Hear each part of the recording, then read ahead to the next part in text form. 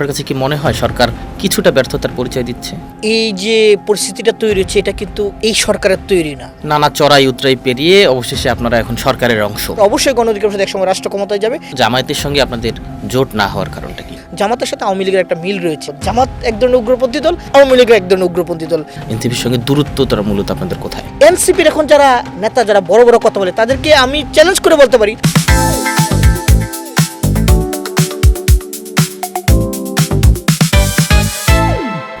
দর্শক ৭১ পডকাস্টে সবাইকে স্বাগত জানাচ্ছি। সঙ্গে আছি আমি শাহেদুজ্জামান সাকিব। আজকে আমাদের সাথে অতিথি হিসেবে আছেন গণ অধিকার পরিষদের মুখপাত্র জনাব আবু হানিফ। হানিফ ভাই, ৭১ পডকাস্টে আপনাকে স্বাগত। নিশ্চয়ই আমরা গণ অধিকার পরিষদের উত্থান, ভবিষ্যৎ পরিকল্পনা, সম্ভাবনা, নানান বিষয় নিয়ে আলোচনা করব। শুরুতেই যে বিষয়টি জানতে চাই আপনার কাছে, আপনাদের উত্থান তো ২০১৮ সালের নিরাপদ সড়ক আন্দোলন এবং কোটা সংস্কারের দাবির যে আন্দোলন, সেটির মাধ্যমে। আর সে সময়ে যারা আপনাদের সঙ্গে ছিল তাদের হাত ধরেই ২৪-এর ঐতিহাসিক গণ অভ্যুত্থান সফল হলো। শুরুতে যেটি জানতে চাইবো যে ১৮ সালেই কেন আসলে আপনারা সফল হলেন না? আপনাকে ধন্যবাদ জানাই এবং ৭১ টেলিভিশনের যেসব দর্শক শ্রোতা দেখছেন সবাইকে গণ অধিকার পরিষদের পক্ষ থেকে শুভেচ্ছা। আপনারা জানেন যে ২০২৪ সালে যে গণঅভ্যুত্থানটি সংগঠিত হয়েছে, সেই গণঅভ্যুত্থানের মূলত প্রেক্ষাপট বলেন আর বীজ বপন বলেন, সেটা মূলত ২০১৮ সালের কোটা সংস্কার আন্দোলনের মাধ্যমে হয়েছে। বিশেষ করে আপনারা জানেন যে ২০১৮ সালে যে দাবিটিতে আন্দোলনটি হয়েছিল, যে কোটা নামক বৈষম্য, যে ৫৬% কোটা ছিল, সেই সময় আমরা দেখেছি যে অনেক মেধাবী স্টুডেন্টরাও চাকরি পেত না শুধু কোটা নামক বৈষম্যের কারণে। একজন মেধাবী শিক্ষার্থী মার্কস বেশি থাকার পরেও শুধু কোটার কারণে অনেকে দেখেছে কোটাদারি হওয়ার কারণে সে চাকরি পাচ্ছে, অথচ মেধাবী যে সে বঞ্চিত হচ্ছে। তার যে সেই বৈষম্যের বিরুদ্ধে আমরা সর্বপ্রথম এই আন্দোলনটি করি। তারই ধারাবাহিকতা আপনি দেখেন কিছুদিন পরেই ১৮ সালের, এটা হচ্ছে ফেব্রুয়ারি মাসে আমাদের আন্দোলন শুরু হয়।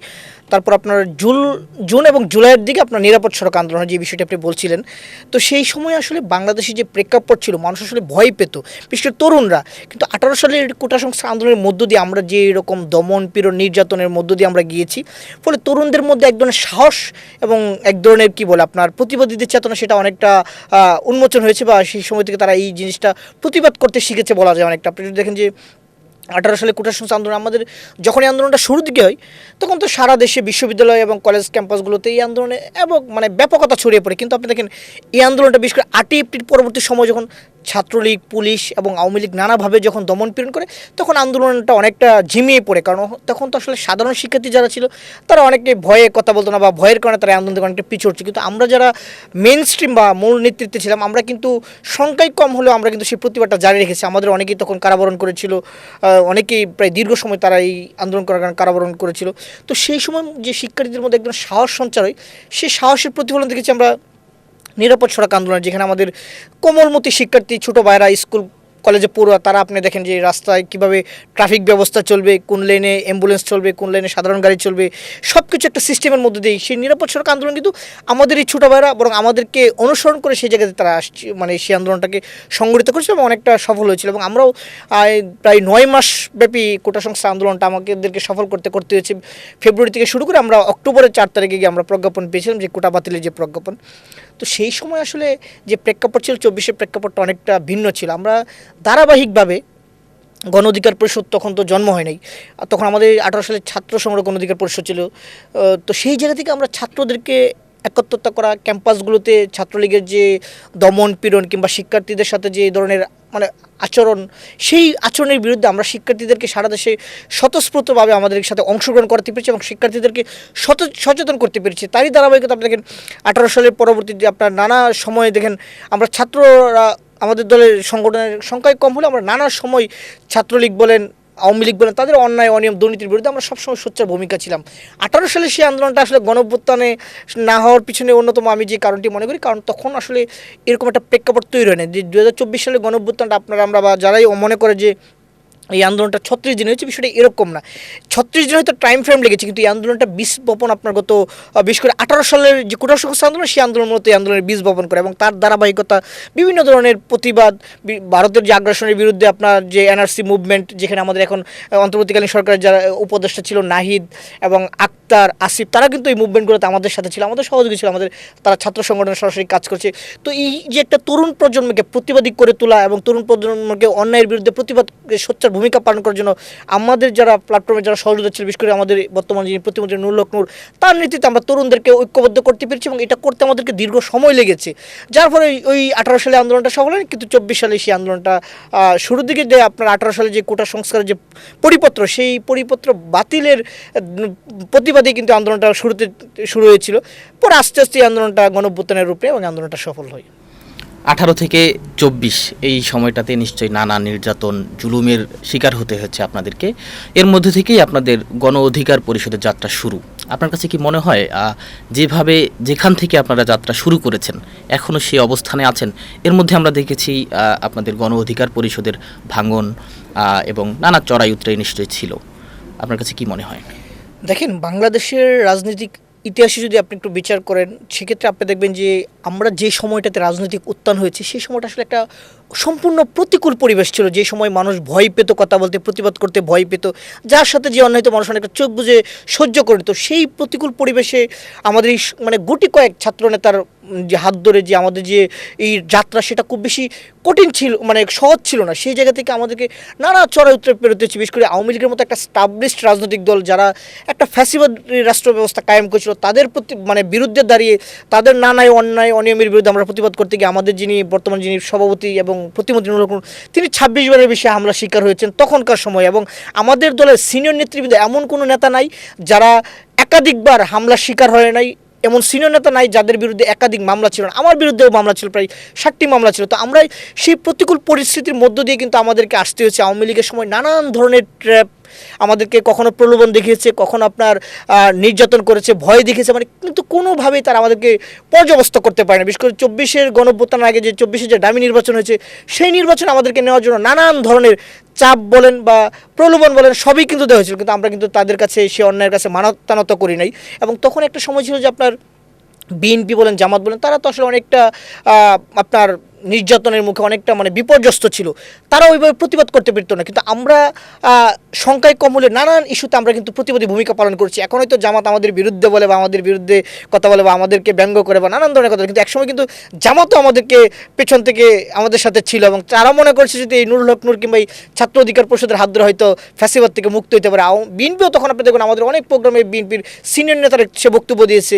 এবং বিশেষ করে দেখেন আপনি 23 সালে যে 28 অক্টোবরে বিএনপির সমাবেশ পণ্ড করে দেওয়ার পর আপনি দেখেন বিএনপি অনেকদিন প্রোগ্রাম করতে পারে নাই, অনেক যে হরতাল দিয়েছিল, অবরোধ দিয়েছিল, তারা পূরণ করতে পারে। কিন্তু আমরা কিন্তু সংখ্যায় কম হলেও কখনো পল্টনে, কখনো মালিবাগ, কখনো মৌচা, কখনো রামপুরায় আমরা কিন্তু আমাদের জায়গা থেকে সেই প্রতিবাদটা অব্যাহত রেখেছি। কারণ আমরা কখনো এই সংখ্যায় কম হলে আমরা কখনো অন্যায় বা অনিয়মের কাছে কখনো মাথা নত করি নাই।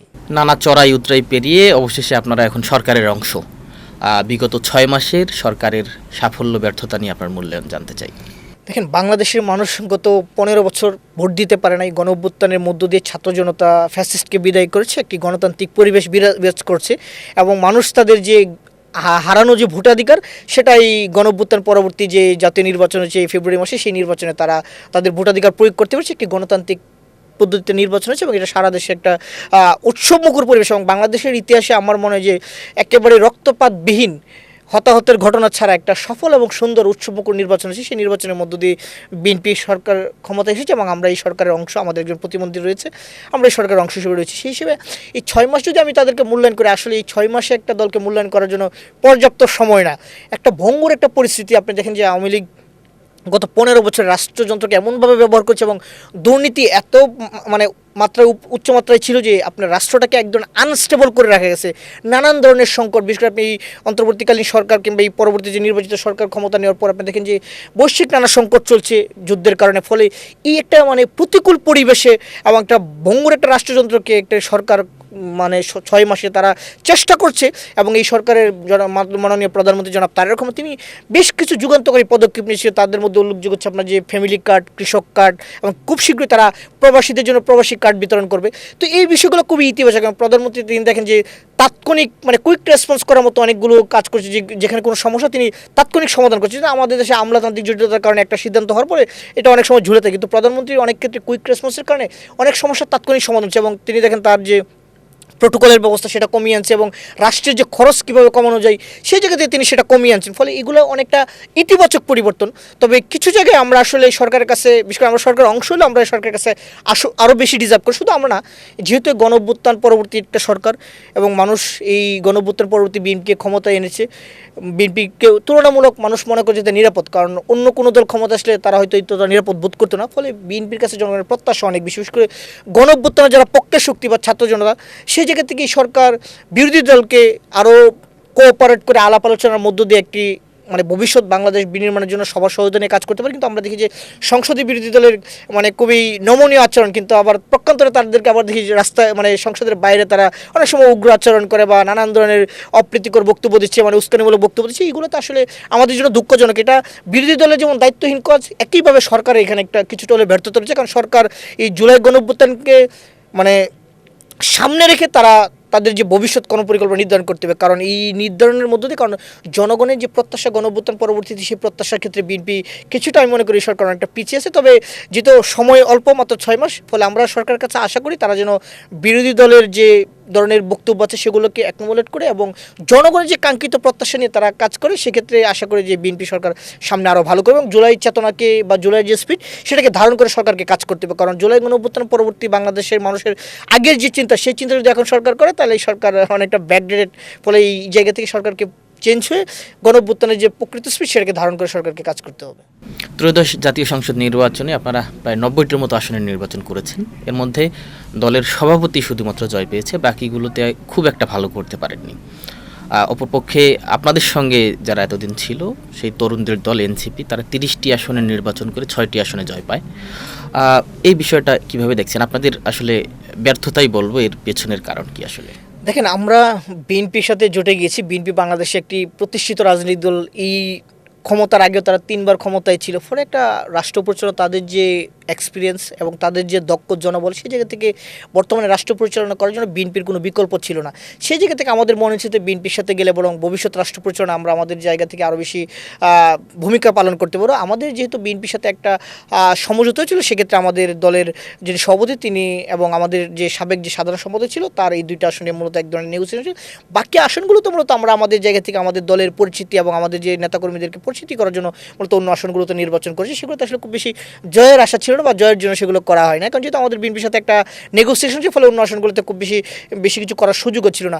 আর এনসিপি যে বিষয়টি বলছেন, তারা 30টা আসনে নির্বাচন করেছে, তাদের 6 জন এমপি হচ্ছে, হ্যাঁ এটা খুবই ইতিবাচক। কিন্তু আপনাদেরকে মনে রাখতে, এনসিপি যাদেরকে নির্বাচিত করছে বা যারা নির্বাচিত হয়েছে, তারা আসলে কেউ তাদের নিজেদের ভোটে নির্বাচিত না। আমি চ্যালেঞ্জ করে বলতে পারি, যদি এনসিপি যারা নির্বাচনে জয়ী হয়েছে, তারা যদি জামাতের বাইরে গিয়ে নির্বাচন করে, তারা ইউনিয়ন পরিষদের মেম্বারও হতে পারবে কিনা যথেষ্ট সন্দেহ রয়েছে। ফলে তারা জামাতের ভোট নিয়ে তারা রাষ্ট্র যে নির্বাচিত হয়েছে। আর তাছাড়া তারা শুধু জামাতের না, তাদের সাথে রাষ্ট্রের যে বিগত যে অন্তর্বর্তীকালীন সরকার ছিল, তাদের এক ধরনের নেগোসিয়েশন ছিল। বরং ইউনূস সরকার বিএনপির সাথে এক ধরনের নেগোসিয়েশন করে তাদেরকে কীভাবে এই তরুণদের তাদের এই পার্টটাকে তারা সংসদে রাখতে পারে, সে ধরনের একটা সমঝোতা ডক্টর ইউনূস এই এনসিপির পক্ষ হয়ে বিএনপির সাথে করেছিল, যার কারণে তারা এই 6টি আসন পেয়েছে। ফলে এখানে আপনি তাদের একক কোনো কৃতিত্ব আপনি তখনই বলতে পারেন যদি তারা এককভাবে কোনো নির্বাচন করে, তখন বোঝা যাবে তাদের যে আসলে কতটুকু সক্ষমতা রয়েছে। এনসিপির সাথে আপনাদের দূরত্বটা কি আদর্শিক নাকি ব্যক্তিগত? আমরা নির্বাচনের আগে এনসিপির সঙ্গে আপনাদের একীভূত হওয়ার একটা বিষয় উঠে আসছিল এবং জোটের একটা বিষয় ছিল, শেষ পর্যন্ত যদিও সেটি হয়নি। না হওয়ার পিছনে কারণ কি, আর এনসিপির সঙ্গে দূরত্বটা মূলত আপনাদের কোথায়? দেখেন, এনসিপির যারা নেতৃত্বে রয়েছে, তারা ম্যাক্সিমাম হচ্ছে গণ অধিকার পরিষদের দ্বিতীয় সারি বা তৃতীয় সারি বা চতুর্থ সারির নেতা, অর্থাৎ ম্যাক্সিমাম হচ্ছে এখানে যারা নেতৃত্ব রয়েছে তারা অনেকে আমাদের কর্মী ছিল। তো সেই জায়গা থেকে এনসিপির সাথে আদর্শিকগত কোনো দূরত্ব নাই, তবে তারা গণ-অভ্যুত্থানের পরে তারা গণ-অভ্যুত্থানকে যেভাবে কুক্ষিগত করেছে, ফলে তাদের সাথে এখানে আমাদের একটা বড় দূরত্ব ছিল। গণ-অভ্যুত্থান সংগঠিত হওয়ার পিছনে সবচেয়ে কোনো দলীয় যদি কোনো ভূমিকা থাকে, তাহলে সেটা গণ অধিকার পরিষদ এবং ছাত্র অধিকার পরিষদ। আপনারা জানেন যে এই গণ-অভ্যুত্থানের প্রকৃত বীজ বপন হয়েছে এই 18 সালে কোটা সংস্কার আন্দোলনের মাধ্যমে, যেটা আমরা করেছি। এবং এই গণ-অভ্যুত্থানের শুরুর দিকে যদি আপনি দেখেন যে এই আন্দোলন শুরু হয়, আপনি বাংলাদেশে যে 64 64টা জেলায় ম্যাক্সিমাম জেলার নেতৃত্বে ছিল আমাদের ছাত্র অধিকার পরিষদের নেতাকর্মীরা। আপনি যদি মানে কেন্দ্র থেকে শুরু করে তৃণমূল পর্যন্ত দেখেন, সব জায়গায় দেখবেন ছাত্র অধিকার পরিষদের নেতারা নেতৃত্ব দিচ্ছে। কারণ হচ্ছে কি, এনসিপির এখন যারা নেতা, যারা বড় বড় কথা বলে, তাদেরকে আমি চ্যালেঞ্জ করে বলতে পারি, গুটি কয়েক ছাড়া যাদেরকে দেশে মানুষ গণঅভ্যুত্থান সফল না হলে কখনো চিনতই না, কিংবা গণঅভ্যুত্থানের পূর্বে তাদের কোনো ধরনের ভূমিকাই ছিল না। কিন্তু ছাত্র অধিকার পরিষদ কিংবা আমাদের অঙ্গ সংগঠন, যুব অধিকার পরিষদ, শ্রমিক অধিকার পরিষদ বা আমাদের গণ অধিকার পরিষদের নেতাকর্মীদের একটা প্রতিবাদী চরিত্র। বিশেষ করে আপনাদের ফ্যাসিবাদের আমলে আমরা আমাদের সারা দেশে অনেক জায়গায় প্রোগ্রাম করছি, অনেক জেলায় আমাদের সংখ্যায় কম হলেও তখন পুলিশ বাধা দিত, আপনার আওয়ামী লীগ বাধা দিত, ছাত্রলীগ বাধা দিত। আমাদের দলের যিনি প্রধান নুরুল হক, তিনি অনেক জায়গায় গিয়ে প্রোগ্রাম করতে গিয়ে ব্রাহ্মণবাড়িয়া গিয়ে হামলার শিকার হচ্ছেন, আপনার বগুড়ায় গিয়ে হামলার শিকার হচ্ছেন। এমন অনেক জেলা আছে যেখানে আমরা রাজনীতিটা করতে পারি না বা আমাদের কোনো ধরনের কর্মকাণ্ড চালাতে পারি না। কিন্তু এনসিপি গণঅভ্যুত্থানের পরে আপনার যে সরকারের সুযোগ সুবিধাকে ব্যবহার করে তারা এক ধরনের মানে কিংস পার্টির মতো, এবং ডক্টর ইউনূস তাদেরকে এক ধরনের আশীর্বাদ করেই মূলত এই সরকারের সুযোগ সুবিধা ব্যবহার করে তারা বিভিন্ন জায়গায় তাদের যারা মানে আপনার তাদের যে সুবিধাভোগী শ্রেণী তৈরি করেছে, তাদের মাধ্যমে তারা মূলত একটা অবস্থান তৈরি করছে। কিন্তু তারপরেও এখন পর্যন্ত আমি চ্যালেঞ্জ করে বলতে পারি, আপনারা যদি একটু খোঁজ নিয়ে দেখবেন, এনসিপি তৃণমূলের যে সাংগঠনিক ভিত্তি সেটা গণ অধিকার পরিষদের তুলনায় অনেক কম। আপনার দেখেন, আমি সাম্প্রতিক একটা এক্সাম্পল দিই, সেটা হচ্ছে আপনার আমাদের দলের একটা বিষয় নিয়ে আপনার যে কুষ্টিয়াতে একটা ঘটনা ঘটেছে। কুষ্টিয়ার যে একজন এমপি তিনি বলেছিলেন যে গণ অধিকার পরিষদের প্রেসিডেন্ট সেক্রেটারি বাদ দিলে নাকি গণ অধিকার পরিষদের কোনো কর্মী নেই।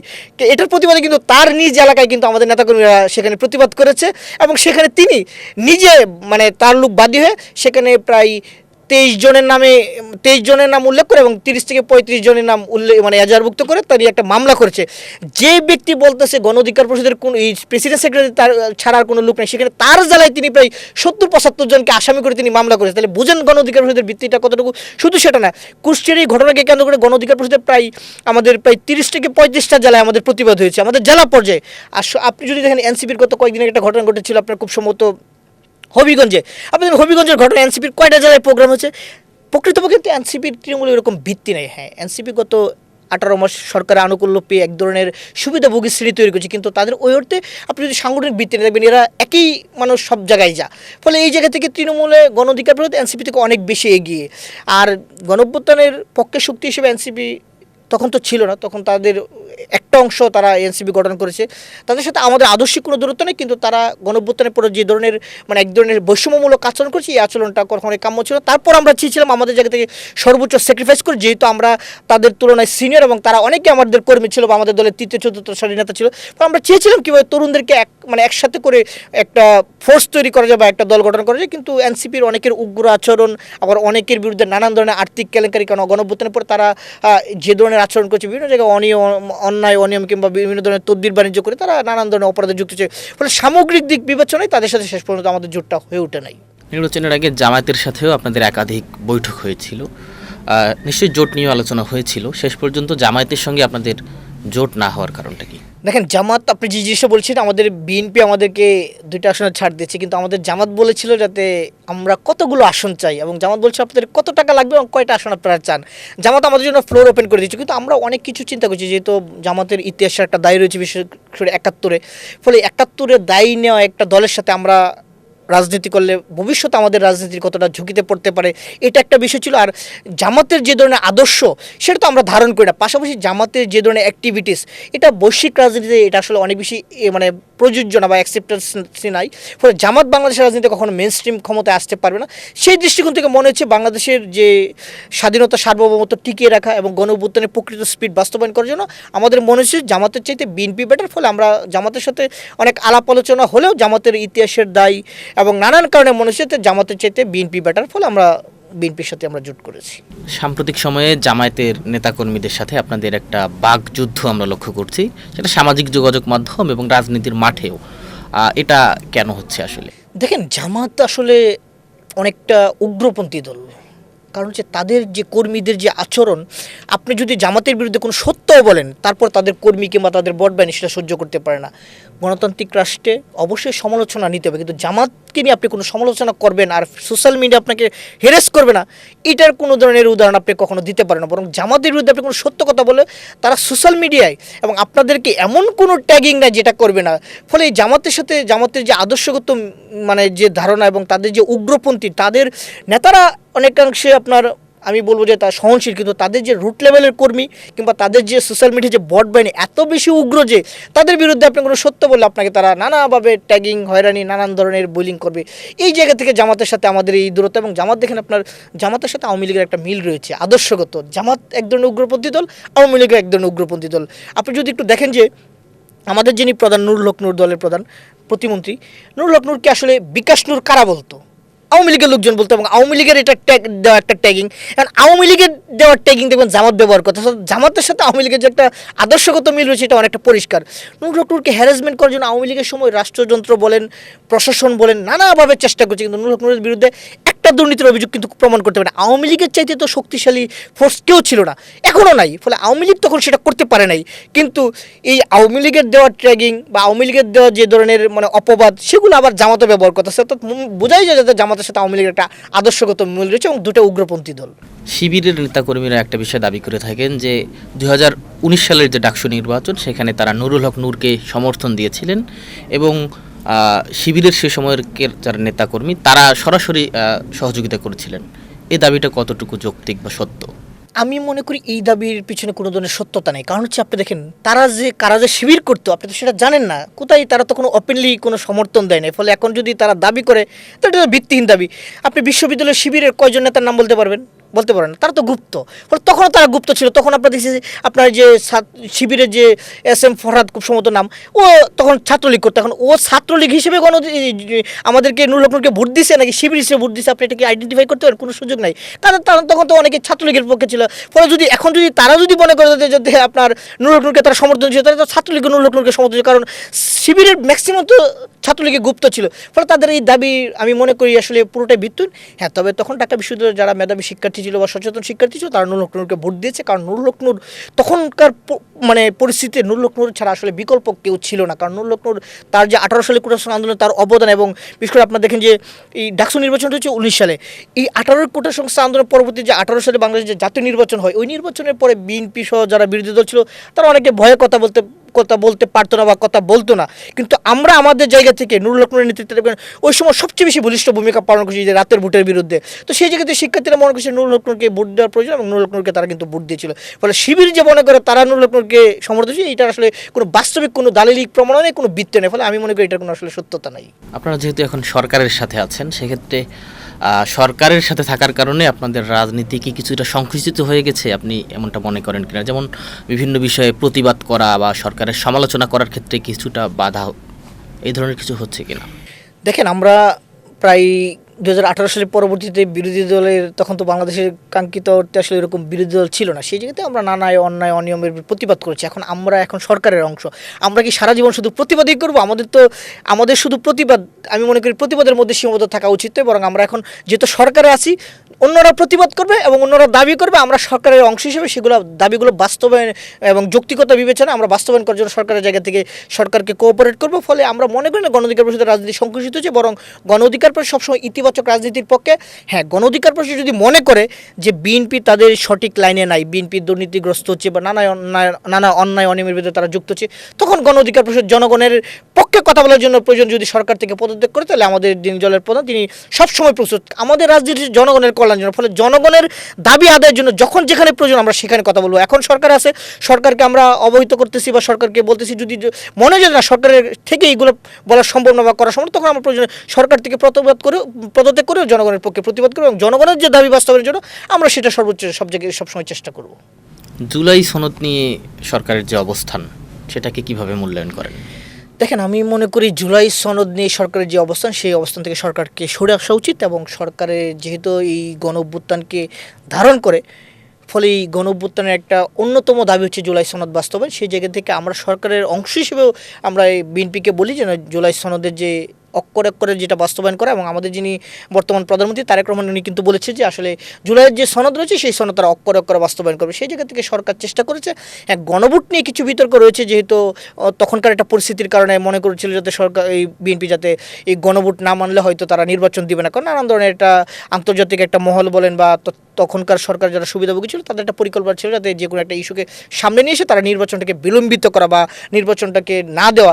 সেই যাতে বিএনপি তাৎক্ষণিক সেই গণভোটটাকে মেনে নিয়েছে। তো আমি আশা করি যে বিএনপি সরকার এই গণভোটের যে রায় সেটা বাস্তবায়নের জন্য তারা যেই সব নোট অফ ডিসেন্ট ছিল, কারণ তাদের তো নোট অফ ডিসেন্ট ছিল, ফলে নোট অফ ডিসেন্ট দেওয়া ছাড়া বাকি যে দাবিগুলো রয়েছিল সেগুলো যেন সরকার বাস্তবায়ন করে, এবং পাশাপাশি জুলাই সনদ যেহেতু প্রধানমন্ত্রী নিজে বলেছে যে অক্ষরে অক্ষরে বাস্তবায়ন করবে, ফলে আমরাও গণ অধিকার পরিষদ জুলাই গণঅভ্যুত্থানের পক্ষের শক্তি এবং গণঅভ্যুত্থানের অন্যতম স্টেক হোল্ডার বলবো। আমাদের নেতৃত্বে এই গণঅভ্যুত্থানটা শুরুর দিকে আমরাই নেতৃত্ব দিয়েছি এবং শেষ পর্যন্ত আমরা ছিলাম। আমাদের দলের যিনি প্রধান তিনি কারাবরণ করেছে, আমাদের দলের প্রায় 12 জন শহীদ হয়েছে, আমি নিজে কারাবরণ করেছি, ফলে আমরা জুলাইয়ের পক্ষে এবং জুলাই সনদ বাস্তবায়নের পক্ষে। বিদ্যুৎ, জ্বালানি, গ্যাস সহ বিভিন্ন ধরনের জনদুর্ভোগ ইদানিং আমরা লক্ষ্য করছি। আপনার কাছে কি মনে হয় সরকার কিছুটা ব্যর্থতার পরিচয় দিচ্ছে? এই যে পরিস্থিতিটা তৈরি হচ্ছে এটা কিন্তু এই সরকারের তৈরি না। আমি আগেও বলেছি যে গণঅভ্যুত্থানের আগে যে সরকার ছিল, যে ফ্যাসিস্ট সরকার ছিল, তারা রাষ্ট্রযন্ত্রকে এমনভাবে ব্যবহার করছে, তারা যখন পালিয়ে গেছে তখন রাষ্ট্রযন্ত্র অনেকটা অকেজ হয়ে গেছে, এবং যে জ্বালানি খাতের যে পরিমাণ লুটপাট করেছে এবং বিদ্যুৎ খাতে যে লুটপাট করছে, এই লুটপাটের এখন পুরো সাফারিংটা এখনকার মানুষ করছে। ফলে এখনকার যে সংকটটা তৈরি হচ্ছে এটা আসলে এই সরকারের তৈরি না বা অন্তর্বর্তীকালীন সরকারেরও তৈরি না, পুরো সংকটটাই মূলত তৎকালীন ফ্যাসিস্ট সরকার তৈরি। ফলে সেই জায়গা থেকে বর্তমান সরকার ক্ষমতায় আসার পরে মাত্র 6 মাস হয়েছে, তারা চেষ্টা করছে আস্তে আস্তে উত্তরণের জায়গা থেকে।